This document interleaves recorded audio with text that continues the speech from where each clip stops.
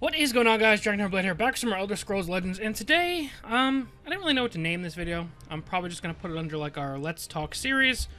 I just wanted to kind of have a video reflection, kind of on moving past Isle of Madness and kind of the developer transition and the content droughts, kind of crossing over into what should be a new era for Legends, and hopefully a good era, great era if we stick to the plan. We're looking at, we have a new expansion dropping tomorrow, which we're going to spend some time talking about in today's video. But also, this is going to be the first time where we have an actual clear plan for content for the game moving forward. We have 4 expansions coming out this year, counting the one tomorrow, which will match, probably exceed the amount of cards that have been put out for the game, period, in the entire life of the game, besides the core set. This will also be the first time where there's no transition periods going on for the game.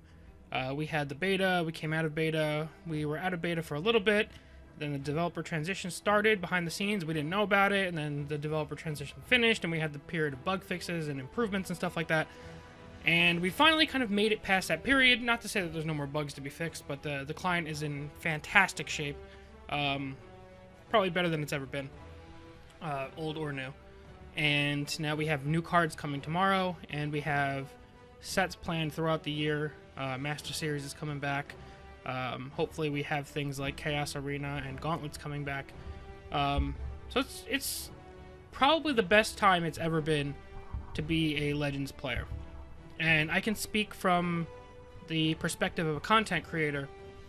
No matter how good a meta is, even if a meta was completely balanced, time is the enemy of content creation and fun and just keeping things fresh for a game. So even in a perfect state, if you had to play with the same cards for the better part of a year, or small trickles of monthly cards and the occasional 10-card set, no matter how good your meta is, it's going to be difficult to continue to play like that. And those problems kind of get amplified. It's a self-inflicted wound, I know. I'm not complaining. But somebody like me who tries to constantly play different decks, if not daily, then at least every other day or so, if no cards are coming for a long period of time, you kind of just tap the well dry and run out of ideas, and you've kind of played every combination of cards. So being able to look forward to where even if there's a particular meta that we don't enjoy, knowing that new cards should never be more than, theoretically, 3 months away, is going to be just fantastic news. So, like, even if you're kind of burnt out, you know that there are new things coming on the horizon. And that's going to be such a huge thing for this game. So it's a really exciting time. And I don't really want to keep focusing on just the future at the moment. But I don't want to kind of gloss over the fact that we're on the precipice of what should be the best year in Legends history. I'm excited about that. But about Alliance War, since that's coming out tomorrow, we're going to have a great time tomorrow. I'll be streaming 7 p.m. Eastern Time, opening probably a couple hundred packs, 200 packs or so, give or take. And then we'll be playing our normal memes and stuff like that on stream, and obviously on YouTube. Content will start tomorrow as well. But I want to talk about the expansion as a whole. So we're getting 5 new tricolors, and you guys have heard me talk about tricolors in the past, so I wanted to take a moment to address that. I guess criticism I've had since now we've seen the entire set as a whole, and I know some of you guys have asked me my opinion on it, and I didn't want you guys to think that I was just kind of staying quiet or trying to toe the company line. You guys know on the channel, Bethesda has no impact on anything I do or say here. This is a purely me operation, but I didn't want to try and give an opinion on the new tricolors coming out when I didn't have a leg to stand on of the set as a whole. So as far as the new tricolors coming out, we all knew it was going to happen. Bethesda has no intentions of getting rid of tricolors, so when they were announced, I wasn't surprised in the least bit. It's not a big deal. It's fine to me, and honestly, Ebonheart Pact being released and all the new tricolor combinations, as much as in general I find myself to enjoy dual color decks more because the consistency allows me to do jankier things or tribal combos or stuff like that, I am excited about the opportunity to play certain color combinations that I never got to play before, so that's a pretty cool thing, if nothing else. As far as how well I think they did at addressing or adding these new tricolors, I think as a whole across the board, Alliance War just kind of ups the power level of almost everything. It looks like dual color decks should get a lot stronger. Tricolor decks should get stronger. Obviously, it remains to be seen if they can compete with each other, but just power level across the board seems to be going way up in the game. And you may call it power creep, but I don't think it's quite power creep just because you can call it power creep in the sense of the base power level of a card is, on average, is probably increasing. However, it's not like we're replacing a bunch of old cards with better cards. We've just introduced a whole bunch of new effects that are very, very strong and a bunch of new cards that are very, very strong. And I'm not opposed to that as long as dual and tricolors are getting the same benefits. And they've even gone as far as there was probably 5 to 10 cards in this set that seemed very pointed and very directed at making dual colors stronger, making the cards more viable in a dual color setting. Things like the 3-cost 3/4 that draws extra copies for every copy in your graveyard. Things like the pointy Yogg, whatever that, it's an animal, it's a 4-cost 4/4 in endurance. The spiny Hog Mola or whatever, that gets +4/+4 for each copy of that card in your graveyard. Obviously, those cards are better in dual color classes because it's more likely that you'll draw the additional copies that you need to get those bonus effects. So it was very nice to see those types of cards added because it's kind of a nod by the developers that they know dual color needs a little bit of something extra, a little bit of synergy or rewarding for the consistency versus just having good cards, because if it's just a good card, then tricolor is going to play the good card and they'll be better across the board. And I think the developers did a pretty good job at trying to push that. Obviously, it remains to be seen how it works in practice, but I can't knock them for trying, and I have no doubt that if this doesn't work quite as well as they thought, they'll push a little bit harder next time or maybe buff some of these cards, who knows. As far as the effects that we've got, I guess it's the Imperial effect, if you have a creature in each lane mechanic. I don't even know what to call it. I guess it's a mechanic or stipulation on cards. I absolutely love it. At first glance, it seems like it's dictated towards tokens. However, it rewards you for playing creatures on the board, and that's a state that I've been hoping that the game gets back to. I think this game is at its best when there's cards on the board fighting with each other, fighting for the board. Sorry, Jay. I'm in the middle of something right now. But I think the game is at its best when cards are on the board fighting for each other, fighting against each other, fighting for the board, and kind of pushing incremental advantage as you fight more and more for the board.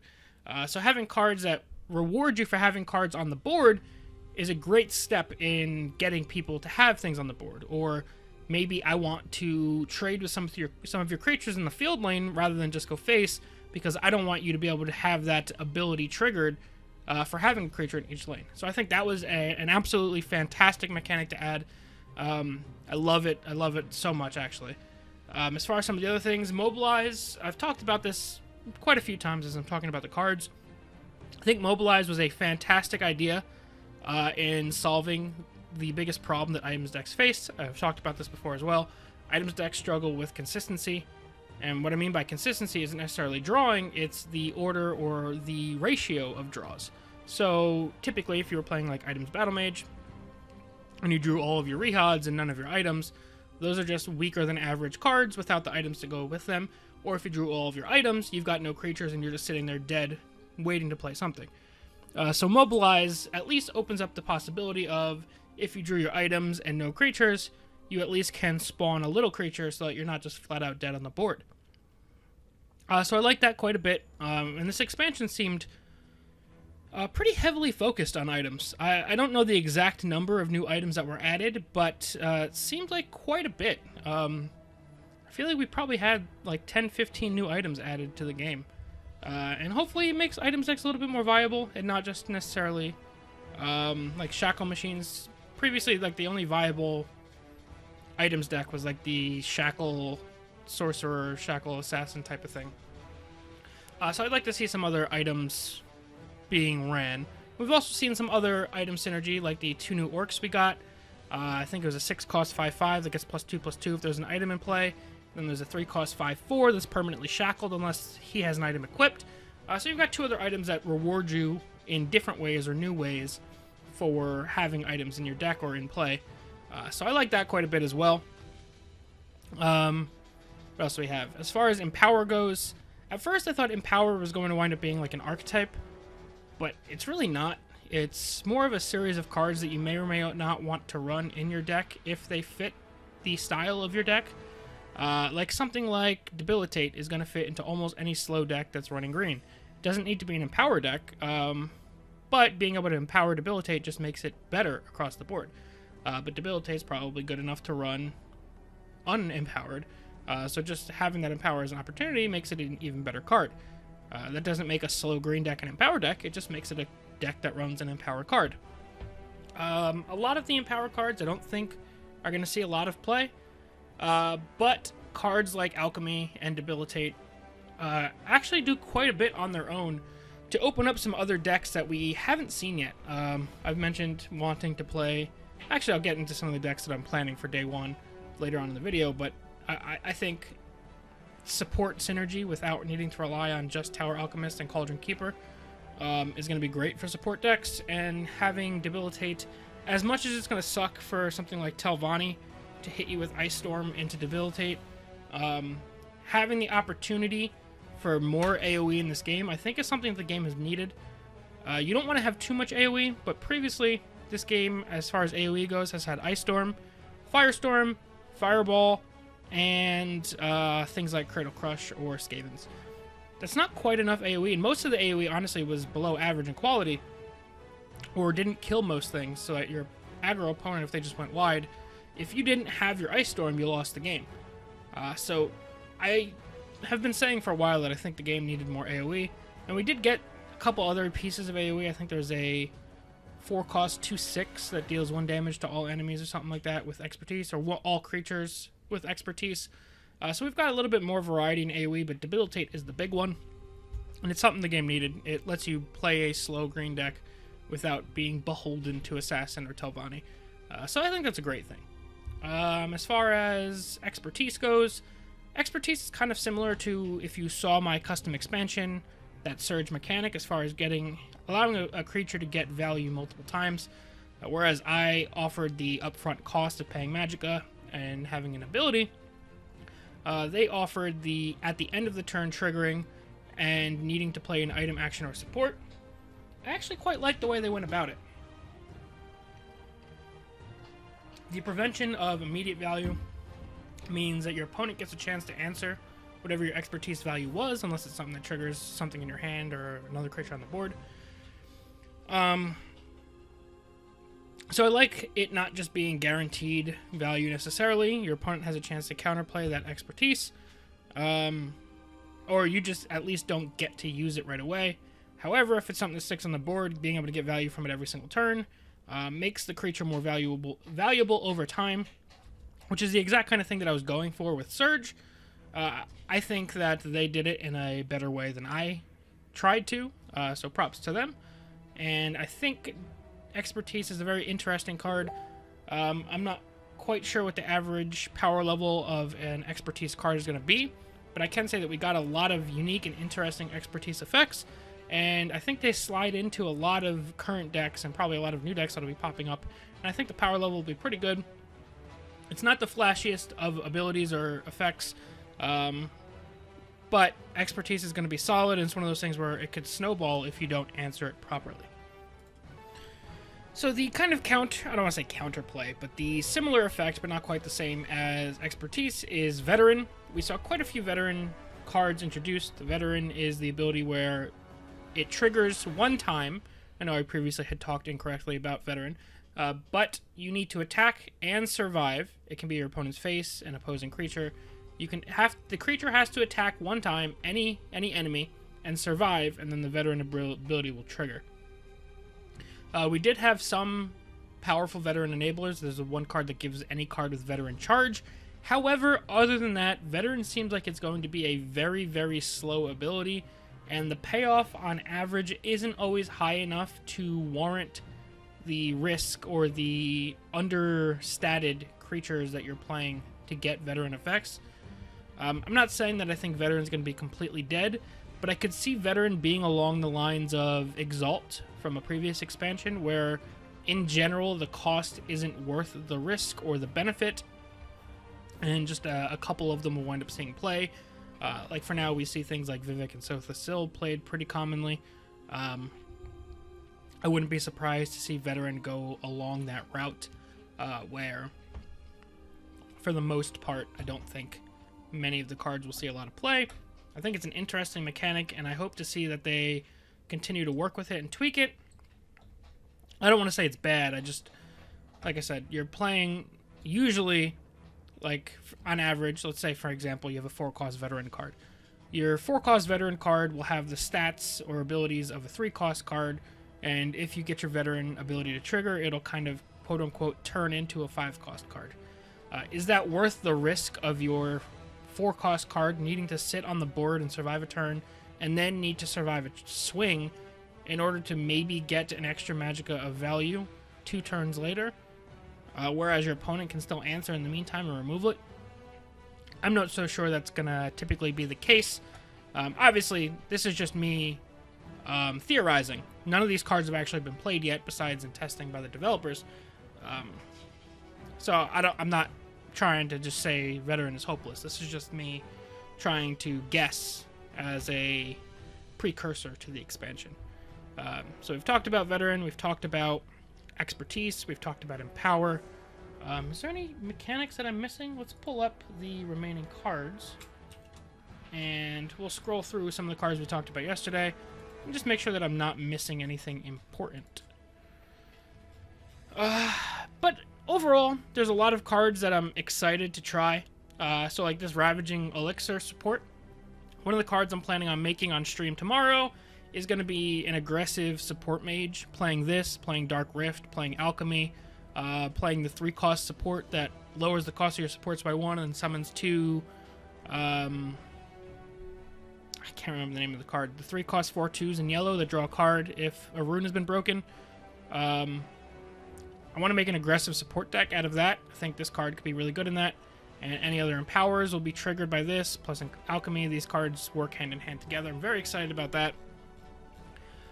We've got some items decks that I'm planning on playing. We've talked about Mobilize.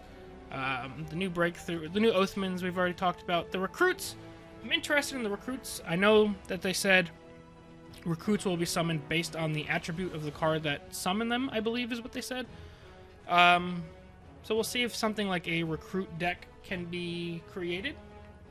But in general, you're just getting free little 1/1 values, so it's really never a bad thing. Obviously, another deck that we'll be messing around with tomorrow is going to be the quote-unquote Omega Slay deck. Endurance, Agility, and Strength. I'm quite interested in seeing how that deck works out. People have talked about it forever as a kind of pie-in-the-sky, perfect Slay deck. So I'm quite excited to give that a shot. Another deck that I'm going to be playing tomorrow on stream is going to be, I'm calling it Snowflake. All of the unique creatures that could potentially fit into the deck, plus Soul Burst. Maybe even making it a Singleton deck, but we'll see. Maybe I don't want Singleton, just so we can have multiple copies of certain actions. I'm not quite sure yet, but probably Aggressive Support Mage and Snowflake are going to be the first 2 decks we play on stream. We'll be playing Tricolor Omega Slay. I've got a bunch of 5-color Tricolor Dragon decks that we're going to be working on now that we have 5 more Tricolors at our disposal. I'm also planning on, we'll see if it works out, bringing back Fat Warrior if you've been on the channel for a while. Probably turn it into Fat Sorcerer now, using that 1 Veteran card, the 3-cost 2/4, that turns all of your creatures' attack equal to their health. Maybe something like Black Marsh Centurion, obviously High Hrothgar, and we've seen some other interesting cards that may fit into that type of deck. But yeah, overall I think this was a very high power expansion. It's a great way to start off this year of consistent content. I am super excited, both as a player and as a content creator. There's a bunch of interesting things that we're going to be delving into. But yeah, it's a super great time to be playing Legends, and I'm really excited. Again, If you guys want to hang out tomorrow with the expansion dropping, 7 p.m. Eastern time on Twitch, the link is down below in the description, or follow me on Twitter, and I'll post when I'm going live. Make sure you subscribe on YouTube if you haven't already. There's going to be a bunch of wild stuff going up over the next couple weeks while we dive into Alliance War. But I'm very excited. A lot of my complaints have been addressed, and the complaints that weren't addressed, new cards usually solve all problems. So we'll see if that continues to be the case. But yeah, that's going to be it for now, guys. Let me know what you guys think down below in the comment section. Sorry this was a bit of a ramble video, but I just wanted to kind of talk about the expansion as a whole and kind of put a bow on this past era of Legends and kind of look forward to the future with excitement and just talk about where we're heading and what we can look forward to both long-term and as soon as tomorrow. So yeah, thank you guys all very much for watching, and we'll see you guys next time. Peace.